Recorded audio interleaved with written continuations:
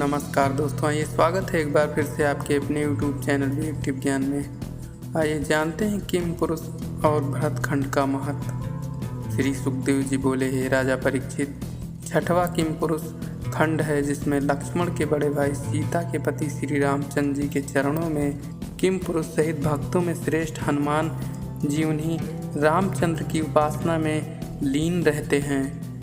श्री रामचंद्र जी के गुणों का कहना ही क्या है, जो परमेश्वर होकर भी कारणों के परम हितकारी थे। उनके लक्षण व आचरण और नियम बड़े ही श्रेष्ठ थे। उन्होंने चित्त को भली भांत वश में कर लिया था। उनसे समस्त लोग प्रसन्न थे और हनुमान उनके परम भक्त थे। हे परीक्षित, सातवां भरतखंड है। नर नारायण दो मूर्ति धारण करने वाले भगवान श्री बद्रिका आश्रम में बैठे लोगों के कल्याण के लिए कल्प पर्यंत तप करते हैं और उनकी पूजा उपासना तथा स्तुति करने के लिए प्रिय भक्त नारद जी प्रजाओं को साथ लेकर किया करते हैं। यह भरतखंड सब खंडों से उत्तम है और इसीलिए विद्वान इसे कर्म खंड भी कहते हैं।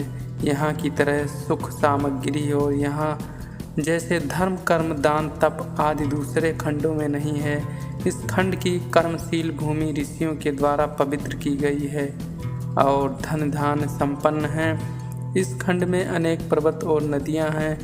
मलय, मंगल, अस्त, मैनाक, चित्रकूट, ऋषभ, कूटक, कोलक, शल्या, देवगिरी, ऋषिमुख, श्रीशैल, वेंकट, महेंद्र, वारीधार, विंध्य, शक्तिमान, ऋक्षगिरी, परिपात्र, द्रोण, चित्रकूट, गोवर्धन, रैवतक, कौकभ, नाल, गोमुख, इंद्रकील और कामगिरी ये मुख्य पर्वत और उन पर्वतों से निकली चंद्रवासा, तमरपणी, औटोदा, कीर्तिमाला, वैहायसी, कावेरी, वेणी, पैस्यनी, सरकरावार्ता, तुंगभद्रा, कृष्ण, वेन्या, भीमरथी, गोदावरी, निर्विद्या, पयोष्णी, तापी, रेवा, सुरसा, नर्मदा, चर्मणवती, सिंधु महानदी, वेद स्मृति, ऋषिकुल्या, त्रिसामा, कौशिकी, मंदाकिनी, यमुना, सरस्वती, दृष्टद्वैती, गोमती, सरयू, रोधवस्ती, सप्तवती, सुषोमा, चंद्रभागा, मरुद्वैधा, विस्तता, अश्विनी और विश्रुवा ये 44 महानदियाँ तथा सिंध और सोन ये 2 नद हैं जिसमें स्नान तर्पण करने से मनुष्य के मन के पाप रूप मैल धुल जाते हैं और वे पवित्र हो जाते हैं। इस प्रकार ये भरतखंड सब खंडों में उत्तम और स्वर्गीय है। इस खंड में रहकर पंच ज्ञानेंद्रियाँ, पंच कामेंद्रियाँ और पंचभूतों सहित जितने मनुष्य के योनि प्राप्त की है, यदि चाहे तो वहाँ निवास कर आवागमन से मुक्त हो जावे। यहाँ क्या नहीं है, अर्थ, धर्म, काम और मोक्ष, इन चारों पदार्थों से मनुष्य यहाँ तृप्त हो जाता है। ऐसा कौन भाग्यहीन है जो यहाँ जन्म लेना न चाहेगा।